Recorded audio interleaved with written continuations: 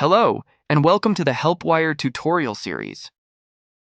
In this video, you will learn how to establish your first remote access session in HelpWire. In order to establish the remote access connection from your HelpWire web portal, either choose one of your contacts from the list and copy the link to the unique client app generated for this particular client, or click the Create New Client button to establish a remote connection to the new contact. Share the link with your client via preferred communication channel, help desk system, email, instant messenger, etc. Wait until your client downloads and launches the HelpWire application. You can view their progress in the Open tab of your HelpWire web portal.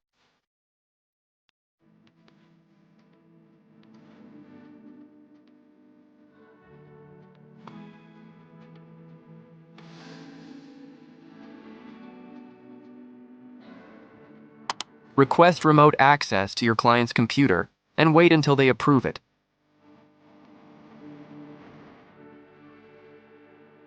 Press Connect to establish a remote access session with your client's device. That's it. Your remote connection is established. You may support your client and perform the necessary actions.